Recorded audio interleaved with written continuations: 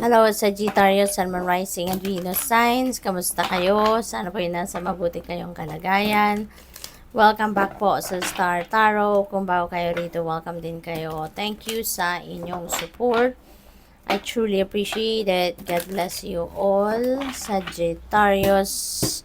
Pauna mensahe po ni Sag ay life experience. Ayan. So, there is going to be some kind of a significant event happening sa buhay ninyo sa ngayon, no?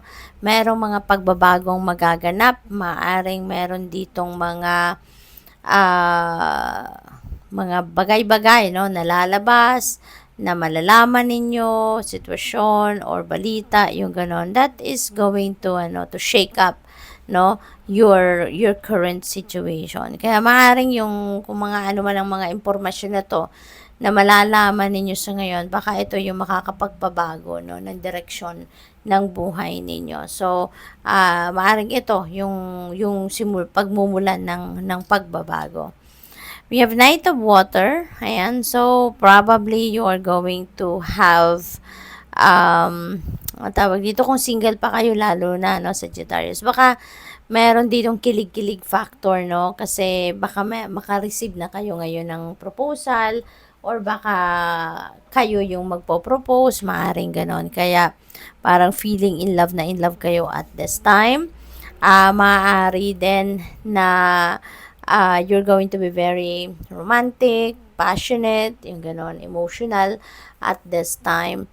Siguro din meron ditong mga imbitasyon para sa inyo, no, for a social gathering, maaaring merong social event, no, na pupuntahan kayo sa Sagittarius. We have Ace of Air. Ace is a new beginning energy, kaya maaaring meron din kayo ritong sisimulang bagong chapter sa buhay ninyo, Sagittarius. Probably, meron dito mga bagong ideas, may mga bagong inspiration na mag-a-arise and you would be able to see the truth of your situation. So, baka mas magkakaroon kasi kayo ng kalinawan sa inyong isipan sa ngayon, magkakaroon kayo ng clarity of thought, no? Kaya ganun ang mangyayari na magkakaroon kayo ng bagong chapter, no, na sisimulan sa buhay ninyo. We have Page of Earth. Ayan. So, merong magandang balita na paparating which is really good, no? At pagdating, ito naman ay related, no, sa inyong kaperahan, related sa inyong trabaho, related sa source of income ninyo, yung ganon, alright? So, maaari din ang iba sa inyo rito, no? Baka mag-aaral, babalik school, mag-research, something like that. So, we have the Knight of Air. Ayan. So, ano to energy of, fast-moving energy, no, should I say, yung ganon. Kaya maaring ngayon sa Sagittarius, feeling ko meron mga pangyayari dito sa buhay ninyo na talagang magugulat ka na lang kasi ang bilis, no? Ang bilis ng mga pangyayari. Parang isang kurap mo lang wala na, or isang kurap mo lang tapos na, no, yung mga ganun ba. So kailangan na kailangan na lagi kayong handa for anything, no, kasi maaari may mga oportunidad na dadating na mabilisan, no, mabilisan ang kailangang action ninyo, yung ganon. Kailangan na mag-take action kayo agad-agad, yung ganun ba, no? Kaya kailangan na handa kayo for anything. Handa kayo for any kind of situation.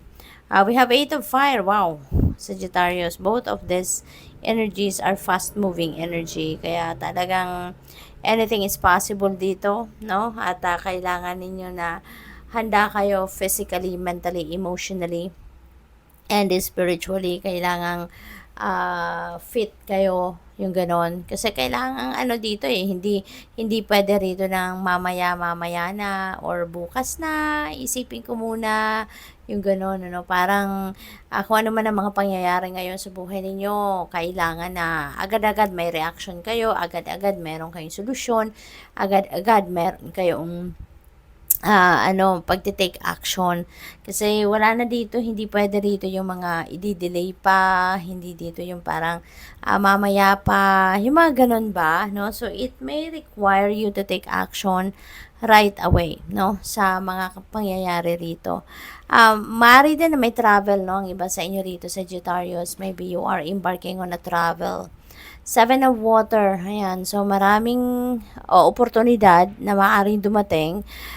Meron ditong mga kailangan siguro kayong pagpilian, may mga choices at hindi ito since may fast moving energy kayo rito. So maaring hindi na to maghihintay pa, no, ng marami pang panahon or time para kayo ay magdesisyon, but siguro kailangan talaga na magdesisyon kayo agad rito. So, tune in, no, sa inyong intuition. Napaka-importante na ngayon, yung intuition ninyo yung pagganahin talaga ninyo sa ngayon, because kung wala nga kayong pagkakataon dito na pag-isipan pang mabuti, kung ano man yung magiging desisyon ninyo, at least, no, pakinggan ninyo yung inyong intuition so that makaano kayo, makapakinig kayo, no, ng kung ano ang makakabuti para sa inyo.